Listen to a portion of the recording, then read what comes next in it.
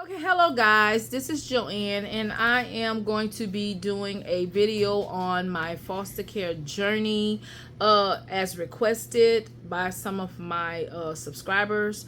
And I want you guys to be open-minded to the things that I say, and I don't need anybody being judgmental because what I'm doing is what I love to do, and I'm very passionate about the subject, about the whole situation. So I'm gonna have Jada interview me. She's gonna ask me some questions, and I'm going to give my feedback on them.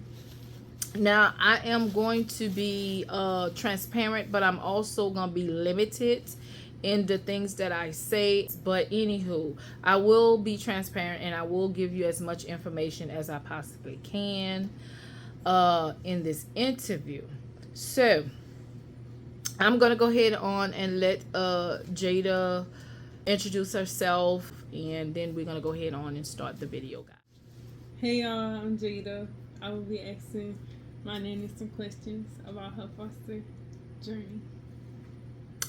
Okay, guys. So, with that being said, we are going to go right on in to the interview questions.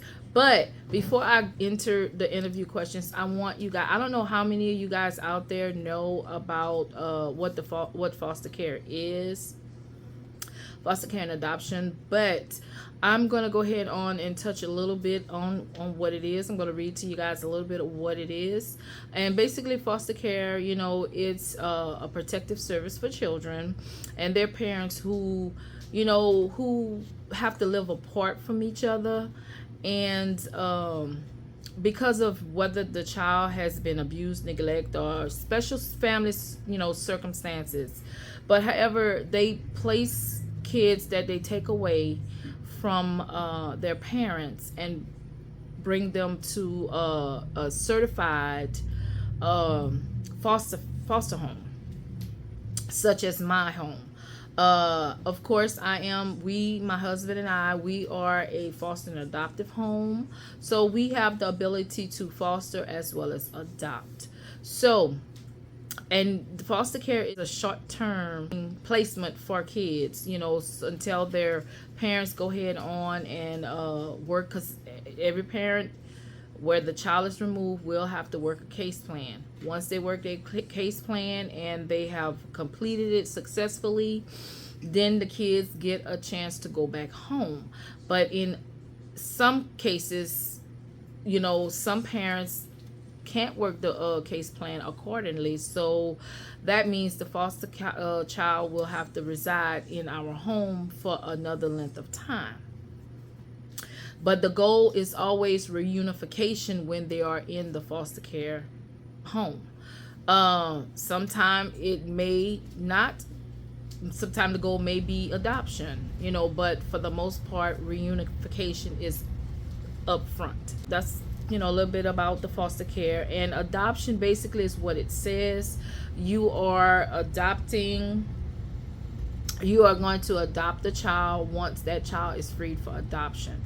So basically, adoption is a method provided by law to establish the legal and social relationship of parents and children between persons who are not related by birth, with the mutual rights and obligations that exist between children and their birth parents.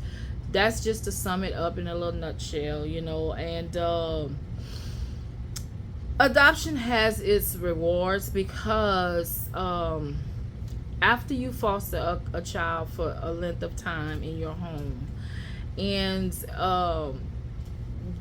the goal turns out to be adoption, then whatever length of time that child stayed in your home, it'll go toward the adoption time, because basically it takes about 6 months for you to be able to adopt, in that time frame. So if you're fostering, that, I think that goes towards your time for as adoption. So we always hope for the best, and I always pray for the parents, because who want their children taken away? You know what I'm saying? So I do pray for the parents, and I pray that they get themselves together so it wouldn't turn into adoption. But if it does, then this is where the foster parents have the um first choice in adopting this child or these children first before they remove them and place them with someone who can adopt them. So that's just a little bit about the adoption process or whatever. Now I want to also throw this little tidbit out there. They are the foster care agency. They need a lot of foster parents. I mean, they need a lot of people who are genuine and passionate and willing to open their home up to these kids who really, really, really, really, really need a placement until their parents can get themselves together, or an adoptive placement where they can get out the system. Because guys, we have seen a lot. It's bad. It's really bad, and I really feel bad for these kids because it's them who suffer. So that's why I came back into the adoption thing. But anywho, we'll get to that a little bit later. I just wanted to give you some some insight on the foster and adoptive care system. So of course, if you do want to become a foster parent, you will have to fill out the application, and there's a class that you will have to attend, whether it's 6 weeks, or I think it's 6 weeks. The class is 6 weeks, and I think they have a way you can do it on the weekends, but it's all day. It's like from the morning to the evening, and I think it's 5 Saturdays or something to that effect. But yeah. Then after you do your classes and your training and all that, you get certified, and it's a lot, guys. You're gonna need fingerprints. You're gonna need you need to be fingerprinted, and you have to go to training, of course. 7 3-hour sessions. Now the way they had us do it, we did it online, which is easier especially for those who work or whatever and can't actually be there in person. So I thought that was a good little thing. And if you're married, of course, you and your spouse y'all have to be there. Y'all have to be together. And after that, you're also going to have a home study to be done. You're going to have a home development worker. That home development worker will reach out to you, and come to your home, inspect your home, and all that for safety, fire inspections, and just additional paperwork you'll have to fill out. And doing that process, you'll become familiar with the home development worker as well. Y'all get to get acquainted, because she will be the person that will be certifying you after everything is verified and completed. And they do a background check, extensive background check, because of course they want to make sure that whomever they are placing the children with, or the child with, are have sound mind and in a right mind, and not abusive, have not had a background of abuse on kids and whatnot in the third, or any background at that matter. So yes, and then after that, you'll do after you're certified, they're gonna call you. It's not gonna be your home development worker. Well, yeah, it's gonna be your home development worker who will be finding. They're gonna have to contact her to contact you for placement.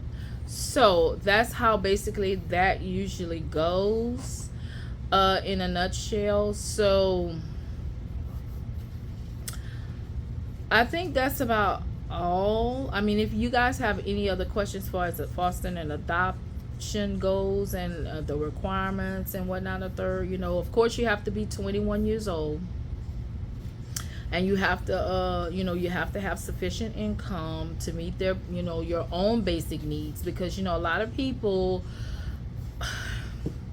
and it's sad, guys, it's so very sad that, and not everybody, don't come at me wrong now, I'm not talking about everybody,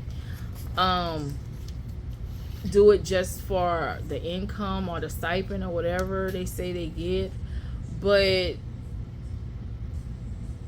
some people does, so they want to make sure that you have your own money that you can provide for yourself, and not use whatever it is that they give you for this child basic needs. So you have to also be in good physical shape. You can't be, I mean, you can have maybe some little small situations going on, but for the most part, you're going to have to be physically fit to an extent to where you are able to take care of this child, or if this child, you need to go and, bring this child somewhere or whatever. You just have to be, in the best place you can be to take care of your child, any child, so basically that's what they're looking for. If you could take care of your own child, you can definitely take care of a foster child. So you don't have to be married to become a foster parent. You can be single, and long as you have your own income, you're in good health, and you have your house is big enough to big enough for the child that you're going to get. Now I don't know if it'll be 1, 2, how many you're going to get, but how many ever you get, you have to accommodate that number of children. So, and every child have to have their own bed. You can't share beds. Now, it's on some instances, the siblings can, like the sisters, may be able to share a bed to a certain extent, but don't quote me, because that's something you'll have to talk to your home development worker about, and she'll give you the rundown of what you can and cannot do in that aspect or whatnot in the third. So of course, when you take these kids in, you cannot at no point in time use physical punishment of any kind. Now, yeah, I know that might run you off, scare you off, and whatnot in the third, but you have to understand, using physical punishment, especially when a child have come from an abusive placement, abusive home, or abusive situation, is not going to benefit that child at all. So you will have to find other methods of discipline to help that child other than physical discipline, because it can hurt more than it can help. So, and basically that's the things that they pretty much talk about in training. You're gonna get trained really well, and you'll be able to know at that present time if you can or cannot continue, and it's not going to be any shame or fingers pointed at you if you say, well, no, I don't think this is best for me, because it'll be a good thing for you to actually say that in training, because instead of actually going through getting certified and having the children come to your home, and then you are not able, or you lose your you lose it, and then go flip out on the children, and it's just gonna make matters worse for the child as well as for yourself, because then they may hit you for abuse. So you just have to be mindful. You have to have the mentality and the mental state to really do this, because I'm telling you, these kids will come from broken homes. They will come from places where they have been abused sexually, mentally, physically, broken bones, have a drug situation, a drug problem. And it's just a lot, guys. It's a lot. So it takes a lot to be a foster parent, but at the end of the day, the rewards are great, because if you doing it genuinely and you really care for the kids and you really want to help, the rewards are very, very great. You know, just to see the smile and the smile on these kids' face, y'all, it's priceless. You know, to have them love up on you and know that they're safe and you know they're getting the love and the attention and the help and the assistance that they need, y'all, it's priceless. I'm telling you, it's hard, but it's priceless. The rewards are priceless if you in it for the right reason. I'm just saying. So, anywho, guys, I'm going to go ahead on and let Jada go ahead on and ask me some questions before I end up answering everything she needs to ask me right now. So, yeah, because when I'm telling you, y'all, when I get to talking about this thing, look, let me tell you something, baby. Don't be, and I need y'all to watch all the way through. Don't be getting all bored now. All right, now let's go. All right, Jada, you ready for me, honey? Yes, ma'am. All right, what's my first question? The first question is, what made you want to start adopting / fostering? What made us want to start adopting? Well, you talking about fostering and adopting together?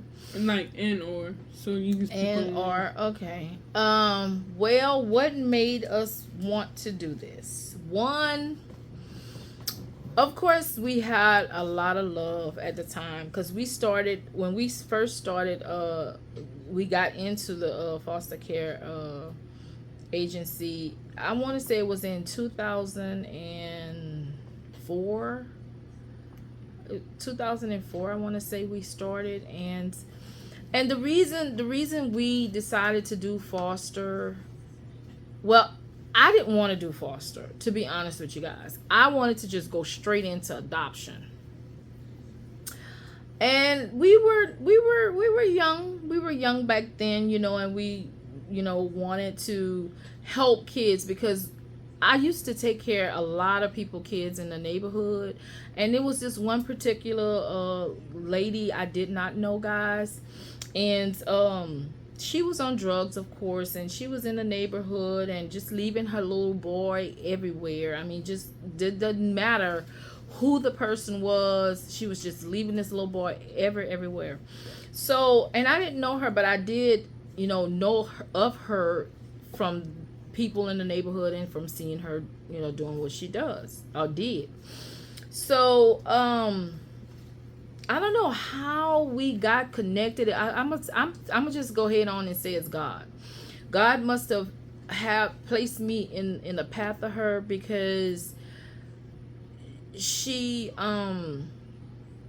was with her little boy and nobody wanted to watch her little boy, whatever, whatnot. So I don't know how we started talking. It's been a long time ago, but I do know we started talking.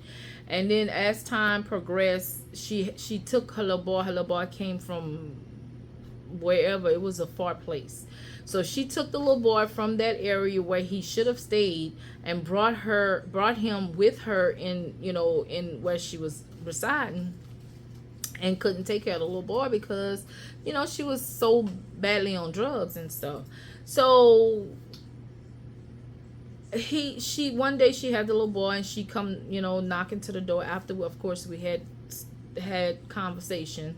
And she asked me, she said, well, can you watch my little boy? I don't have nowhere to go. I don't have nowhere to bring him. And, you know my situation. So I just don't want to have him going different places. So I'm like, I don't know if I could do that because, you know, I feel for your situation, but I really believe that, you know, you need to send him to his father or your family or because I asked her about her family and whatever. She said, I don't want to send him back because they're not going to take care of him. They're going to go to whatever. So long story short, I took the little boy, and as time, you know, progressed, she told me, she was like, look, I see how happy he is. So I want y'all to keep him. So I'm like, keep him? I'm like, but that's your son, you know, why would you give him to someone? She was like, well, because I know I can't take care of him and I'm doing all kind of stuff I'm doing wrong, and I don't want you to, you know, fault me, point fingers, or judge me. I said, I understand what you're saying, but you know, as long as you know what you're doing is wrong and it's not benefiting your son, you know. So I don't have to say anything. But so I said, well, she said, well, I tell you what, if you take care of him to a certain amount of time, I'll just go ahead on and sign the papers over to you. Sign them over to you. I'm like, well, I don't know. I'm gonna give you some time to think about that, because she wanted me to do it in a hurry. I was like, well, let's just think about it, and you might change your mind later. So long story short, we had the little boy for almost up to a year, and we loved on this little boy. We nurtured this little boy. We fed into this little boy, and provided all his needs and whatnot, only to come and have her, when I went to work, rip him away from my mom. Of course, my mom at the time was an elderly. I mean, she was old. She's not old as she is now, but she was older then. And of course, she couldn't fight the little lady, the little girl. So, but the little girl did it to where when I went to work, she had some other drug head go and threaten my mom to break the door down and all that if my mom wouldn't let the little boy out the house. So long story short, she took the little boy. It really devastated us. It really hurted us. And I said I would never, ever, ever, ever, ever do that again.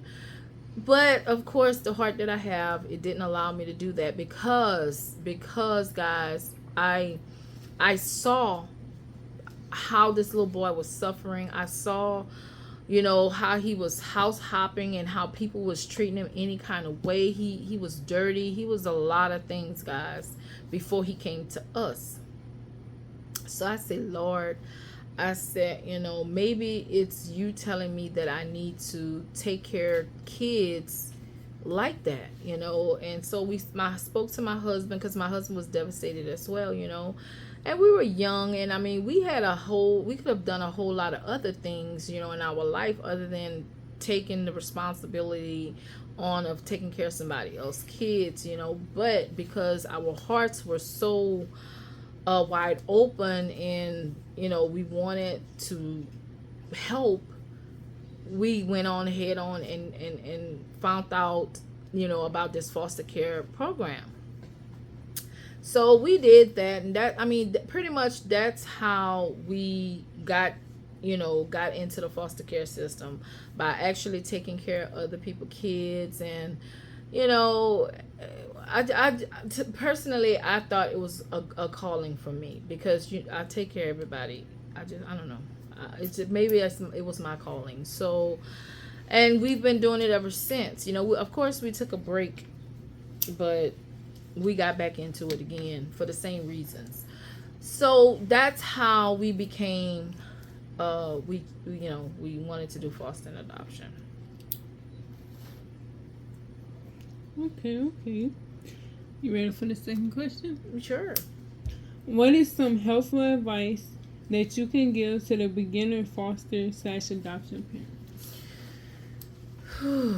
Well, guys, for the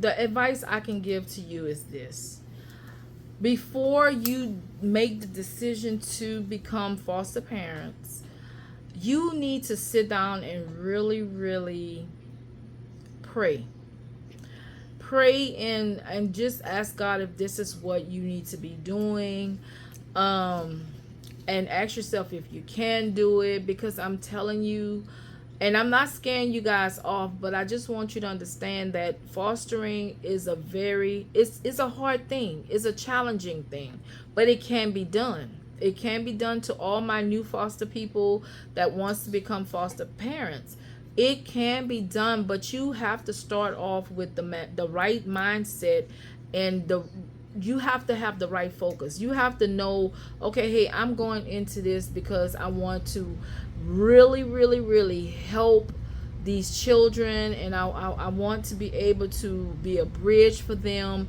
over troubled water.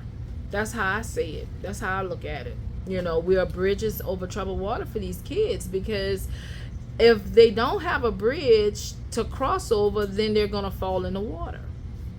So all we doing is we bridging the gap from them, not having a place to go or just staying in the same situation. So, but for the most part, guys, y'all really have to have a strong mindset and the ability to handle challenging situations, as well as patience, because I'm telling you, you're gonna need all y'all will need all of that. Now, I'm not trying to run anybody off from deciding on whether you want to become a foster parent or not, but I'm telling you, it's challenging. And if you're doing it for the wrong reasons, if you're doing it because you done heard somebody say, oh, girl, you can get some money, out of this thing, and yeah, if that's your reasons, my advice to you is to no, leave it alone. Don't do it, because if you're doing it for the money, you're only gonna hurt the children more. You're gonna cause them to just go through a deal of things that they don't need to add on to the already traumatic events that they already have suffered. So, but if you do have a genuine interest, guys, and a love and a passion to take care of kids and really want to help, I say go for it, because again, like I said, the rewards at the end are great. And just to see and to know, it will warm your heart to know that you have taken care of someone else's child when they could not do it, and you did a good job. You got the child back where the child needed to be, and when that child, it's time for that child to transition back home, you have to just cover that child and pray that all will be well with that child. But know in your heart that you've done your part in helping and bridging that gap, and having a place for that child to go. So, like I'm saying, my advice is just to be genuine and just to know what you gonna be getting yourself into, and please expect challenging times, because challenging times will come. The children will not always come in a perfect condition. Every child will come with a traumatic past or a past of some sort that you will have to figure out how to deal with. So just a heads up for you guys, because we have had different kids come through our home. We've had a baby come straight from the hospital with a busted spleen and broken all the bones, the ribs was broken. You understand what I'm saying? So stuff like that. But you see, even still, this is something we did. We accepted the child. But the good thing about this is when you are fostering, they will call you and they will ask you, okay, well, we have such and such here. This is the child age, the race, and this is her status. This is what's going on. Are you able to take this child in or not? And that will be your time to say, well, I don't think we are really ready to go into that type of challenge right now. Maybe we can help someone else. Do not accept these kids if after they done told you the challenges you may face or the situation that child is going through. Do not accept a placement if you know you cannot help this child. You're only going to make it worse, and you're going to burn yourself out. And then I'm just saying. So they do give you that option. They will give you the option to, let you know what's going on with the child before you say, hey, okay, I'm going to take the child. They're not going to force the child on you. They're not going to do none of that, because, of course, they know that it can also be a traumatic disruption as well. So they will give you all the ins and outs that you need to know. And you ask all the questions that you have to ask before you commit. So that's in place, and that's a good thing. They give you the option and stuff like that. So, and don't be all bold and think, oh, hey, I can handle this, and then no. So you have to really, really be sure that you can handle this type of thing. So that's just my advice for the new for the newcomers, not to scare you guys off, but you do, and they do help. The workers do assist and help you if the child would need counseling or any other type of thing that will be in place for that child. So it's not like you'll be getting a child and nothing else would be, you'll have to figure it out on your own. That's not the case scenario. So you will have all of the necessities that you need, all the counseling, the casas, the whoever that gonna need to help you or better help you help this child. So I'm just saying. So yes, that's my advice that I can give to new foster, and adoption is the same way, but you have to foster before you adopt. So you still will have that time frame to figure out, hey, I fostered this child a certain amount of time. If this child ever become free for adoption, hey, we are gonna adopt this child, because you, by that time, you be the known what you can handle, what you can't handle, being developed all of that in that time frame. So yeah, that's the same for as adoption. You'll have that experience, that time span to figure out if you can continue to help this child or you cannot. So that's that for that. Okay. The third question is, what are some pros and cons about the whole adoption / fostering process? Pros and cons. Okay, like I said, the pros, we're gonna start with the pros. The pros is, of course, you will be a bridge for this child. Like I said before, you will be a bridge over troubled waters for this child. The child will be able to come to a placement where they will get what they need or whatever. So that's a good thing. That's a pro. You feeling this warmth and getting these blessings for actually helping these children is another thing. Far as the cons go, there's not really any cons, because again, you have training, and when you go to training, you'll be able to know what's the in and out about it. They're gonna tell you everything that you need to know, so that won't be a con.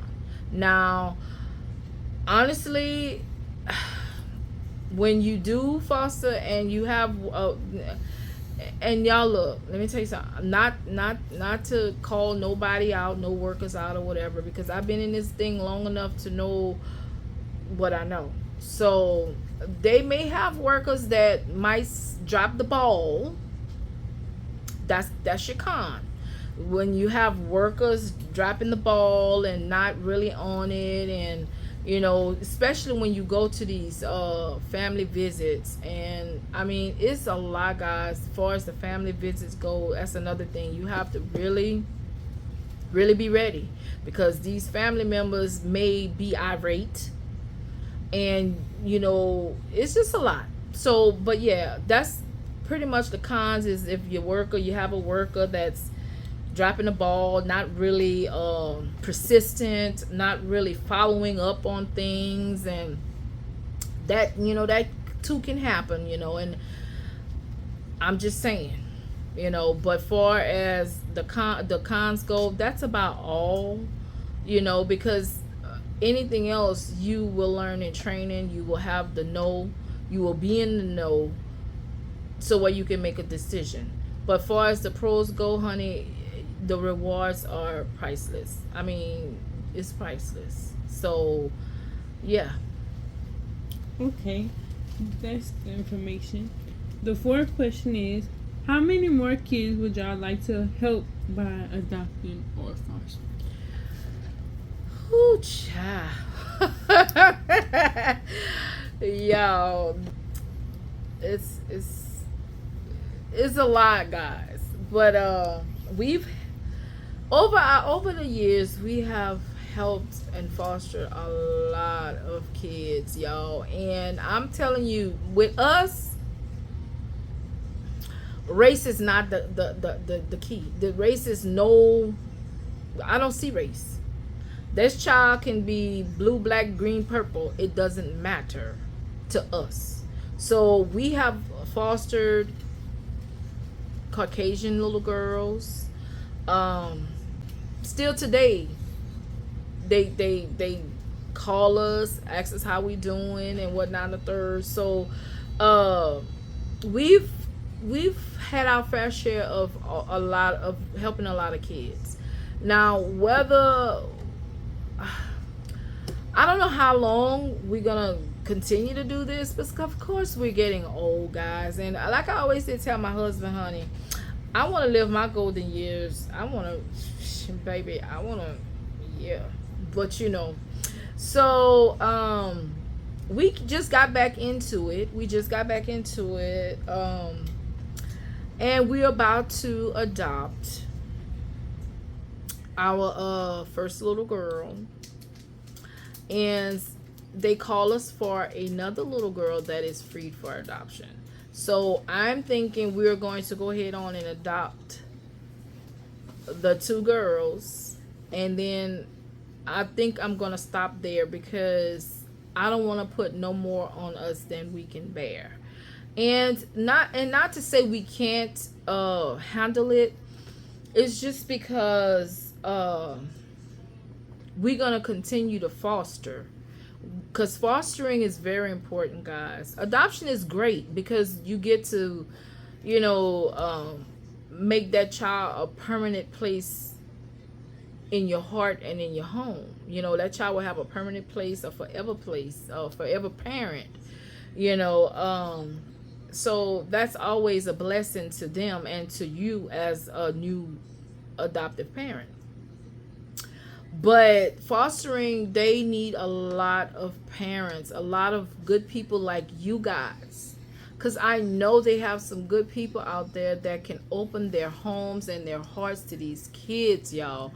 I don't know if y'all scared. I don't know what it is. But, I mean, it doesn't hurt to try, guys. Because there's a lot of kids out there who need some help. They really need some help, and there's not enough foster homes, there's not enough placement, and these kids are having to be stuck in placements where some of them still suffer, from abuse, or they be in this facility. Yeah, I mean, it's just a lot, and that's more trauma on the child. I'm not forcing anybody to do anything. I'm not, because y'all know what you're capable of and what you're not. All I'm saying is to be open-minded and be open heart and pray and ask God if he can able you to be able to be a foster parent for someone who needs a short-term home. And even if it's a longer period of time, you will still be doing your part. Now, at any time that you cannot handle the situation when the child becomes a foster child in your home, you always have that option to call your worker and say, hey, look, I'm having too much of a hard time and I don't feel like I could meet this child need right now. Can you please find another placement? And they will do that. They will do that. It will be another disruption for the child, but at the end of the day, that's their job. They will have to remove the child and place that child with someone else who are able to continue to meet that child need. So I'm just saying though, but we're gonna continue to foster because they need a lot of homes that can help these kids, you know so their parents can go ahead on and work their case plan and do what they need to do. And that's all we can hope for. We can hope for the parents to do the best that they're supposed to do to get their kids, because at the end of the day, that's their kids. Some people do what they have to do, and some don't. And it's sad all around, but that's a part of life. But that's where we come in as foster parents. We have to bridge that gap. So my advice to you, if you do want to become a foster parent, try it. I mean, you don't have anything to lose, but at the end of the day, a lot to gain, because you will be helping someone else's child succeed and excel and be in a safer place. You understand what I'm saying? But only do it if you have a genuine interest, a genuine passion into helping these kids. They're not going to come to you like they're your own children.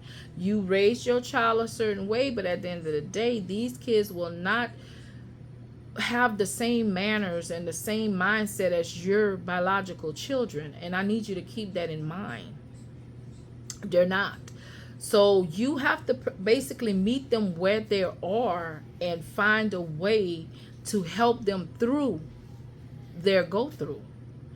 So, and if you can do that, I say, go for it. I say go for it, to try it. Nothing beat failure but a try. You may like it. You may like it, and then you be at the same time helping helping these kids. So yeah, that's my thing. We're gonna adopt the two, and then we're gonna try to keep an open foster home for those who may need a short-term stay or may need some time to stay here until their parents get it together. But of course, you know me. Of course, you know me. You know that my heart is so big, girl. Let me tell y'all something.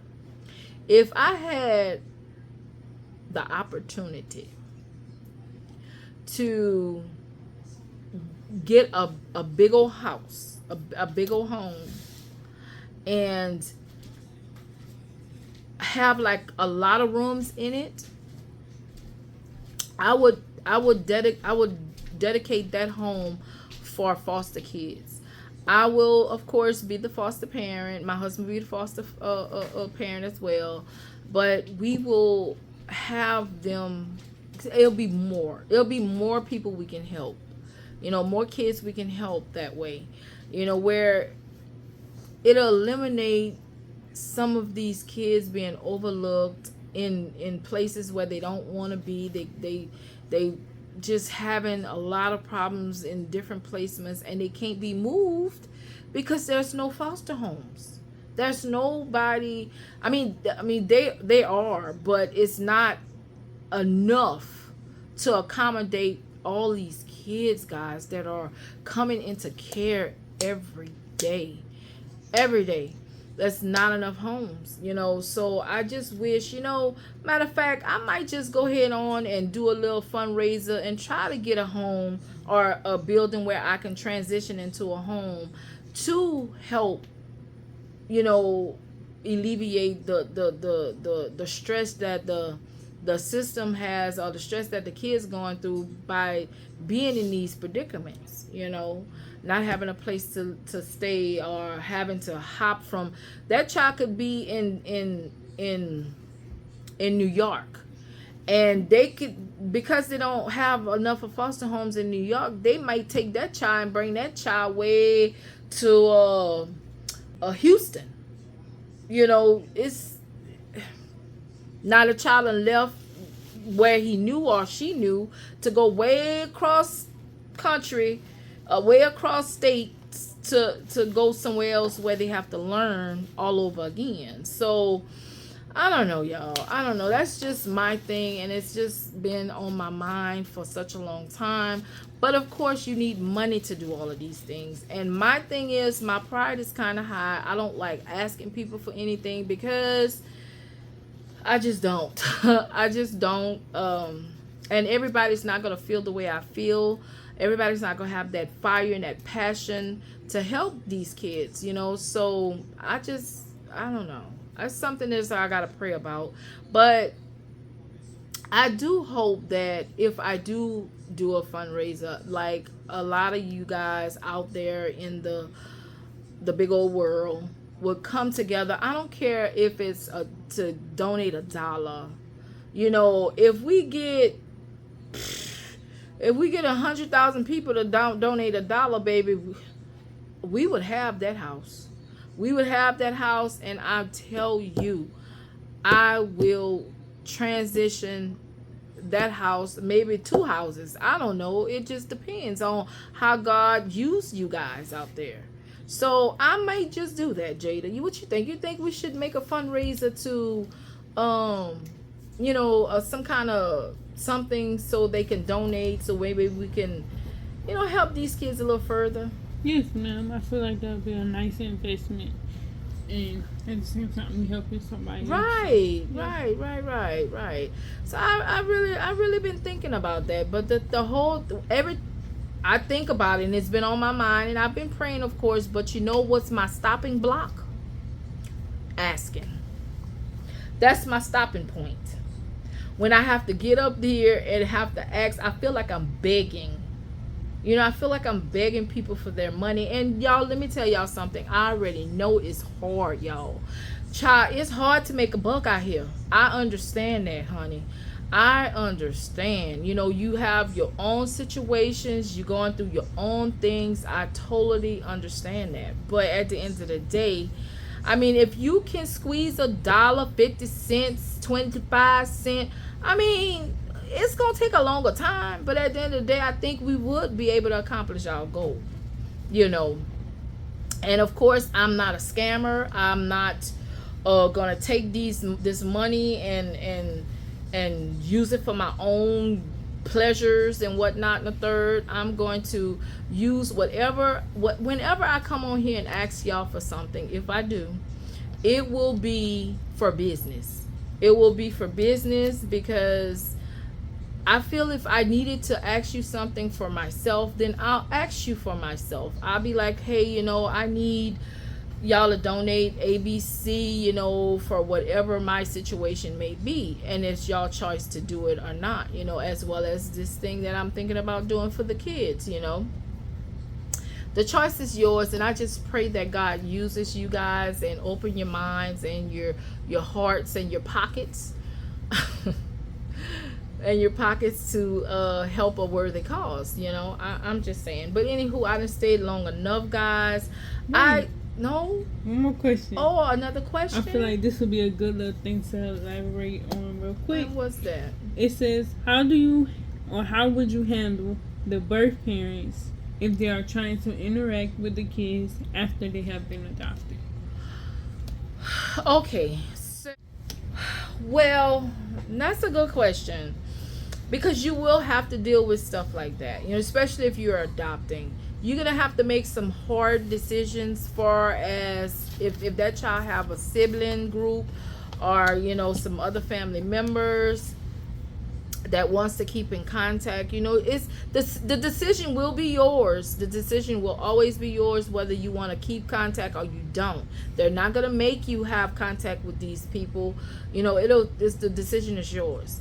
Now, how I handle that, we did this before, because we adopted before. My son is adopted, and my oldest one, and his family, wanted to still have contact and stuff like that. And I tried that, y'all. Kid you not. I just felt so bad for the family, for the parent, and yes, that parent was doing wrong, was on drugs and all this other stuff, but it's just a part of me as a parent that felt for this parent. You understand what I'm saying? So that part of me allowed her to have some contact, call or whatever. But wrong decision, honey. That was the wrong decision. And you may make the decision and it might go out right, but at the end of the day, my decision was wrong. And I learned from that, because it was devastating. But would I do it again? Y'all, I don't think I would do it again. I don't think I would do it again, but I know that the child would know that he or she has family members out there. So I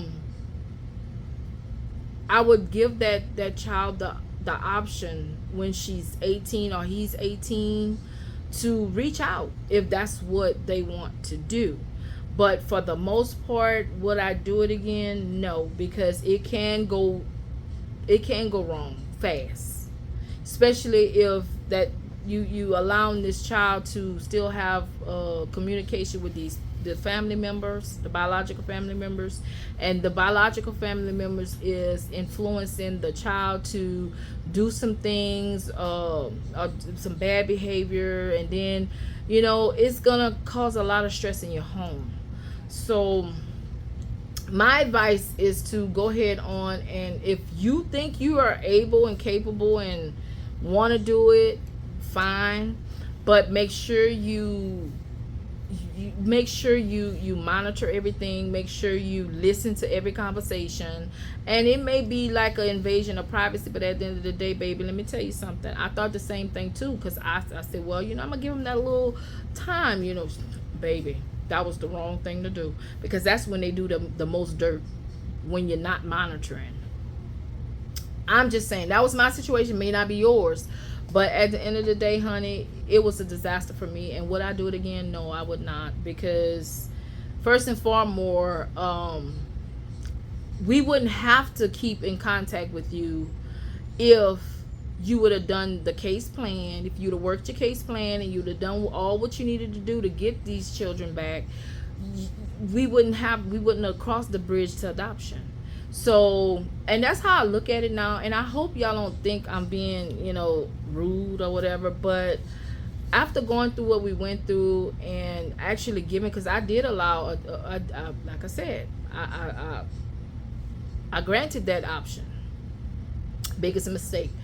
Never do it again. The child will have an option when she turned 18 to reach out if she or he would like to do that. But as far as communication goes and keeping in contact, no, not for me.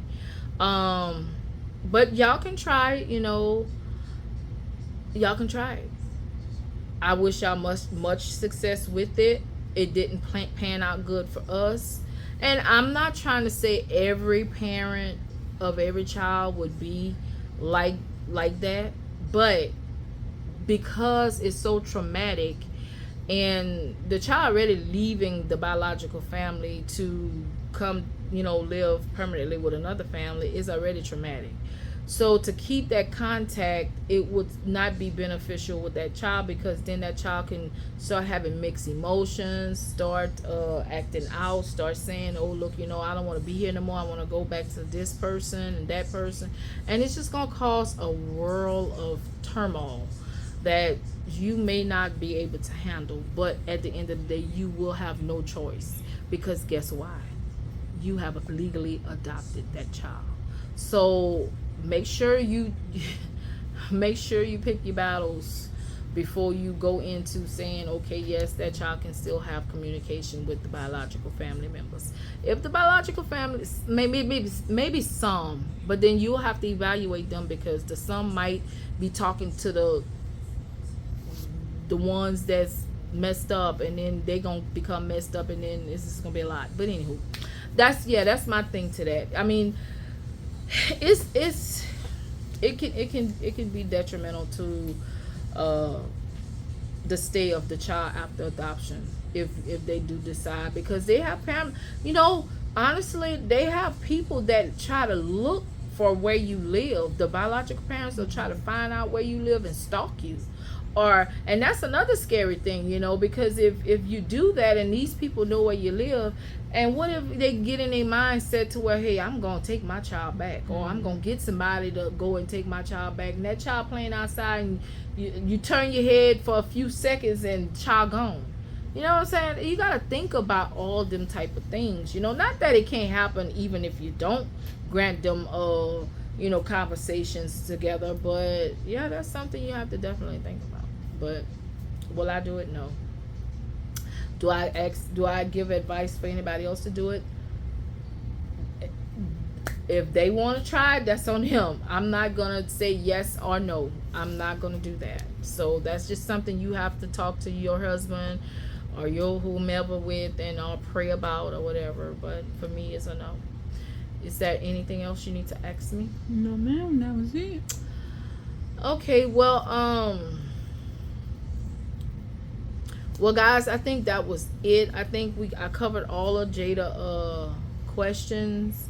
But if you guys have any questions or anything you want to know, regardless if you're not living in my area, I can always find the information for you. If you do want to become a foster parent, I can also research, because I do a lot of that type of stuff. So I can always research. I could give you, what you need, for as how to start the process or whatever or whatnot. So, and if you are guys out there in the world, if anybody or foster kids that's grown or aged out the system or whatever, and you feel like you want to elaborate underneath this video, please feel free, because even though you done aged out, because a lot of guys, a lot of people, a lot of kids have aged out and had no home.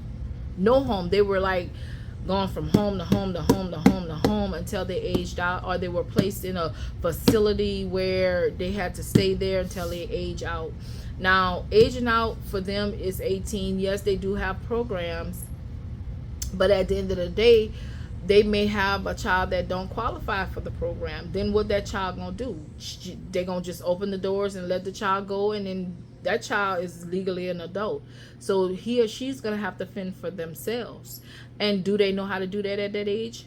I don't think so. I don't think they're ready. I don't think they're ready as young adults at that age to transition into the world, especially if they've been traumatized and they haven't gotten everything that they needed, the life skills that they needed to make that transition. Now, the programs are established for them to go through them to transition into adulthood, into the world, and they have those programs. I don't know if they go to them or don't go to them, but I do know they have a lot of kids that have aged out and feel alone and didn't have family members, or even if they aged out, the biological people didn't want nothing to do with them still, and they just left alone. So guys, if y'all, if anybody out there have aged out or need to talk or whatever, come through this video and talk, and everybody that's listening, and I do hope this video reach around the world, because I do believe like a lot of foster kids who have aged out need somebody to talk to. They need some guidance, they need some advice, and if I can give it to them, that's another reward for me. That's another blessing for me. And also, if they need something, they can comment below, and then the people who are foster parents may be looking at this video, who can shed some light, give some advice, and just kind of like build a networking atmosphere for kids like this. You know what I'm saying? I'm just saying. I'm just saying. But anywho, that's my take on everything. That's a little bit about the foster and adoption system, and I hope you guys really, really, really like, comment, and subscribe, and share this video, guys. Share around the world, because I will be coming back, right, Jada? Or maybe Jada might come back and do a fundraiser, to help the kids, because we do have a program that we are starting, and it's called Stop for Five. Y'all this not the last time you're gonna see me. So when I come back with this Stop for Five program, I'm gonna need y'all to be on the hop. Okay, I'm gonna need y'all to be on the hop. Yeah, because I'm gonna I'm gonna drop that Cash App, and because God is gonna work through y'all, through everybody that's listening and looking, and y'all gonna want to donate for a worthy cause. I'm just saying. I in the name of Jesus, I pray. Yeah, so look, I'm gonna let you guys go.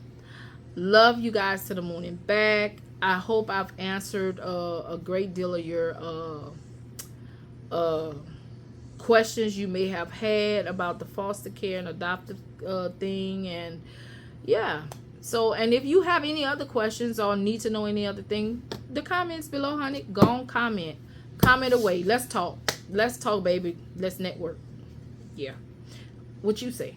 Yeah, go ahead, get to chatting. That's all I'm saying. But the ones that's gonna chat, I know it's gonna be the genuine ones. Now, if nobody comment, If nobody comment, I'ma know. That's crazy. I can't be the only one with a big heart. And I know they got a lot of kids out there that need somebody. And I know they got a lot of foster parents out there that can't help everybody. I'm just saying. So, y'all, look, love y'all to the moon and back. Thank you guys for watching our video. I know it's been long. And I hope you guys watch to the end. And, yeah, and get something out of it. So, until next time, guys. Y'all stay blessed, stay positive, keep your head up, and let me tell you something, the storm, whatever storm you're going through, it will not last always. You have to, what I always say, you have to push. You have to P-U-S-H. Pray until something happens. That's the only way we're going to make it, guys. Love you. Bye.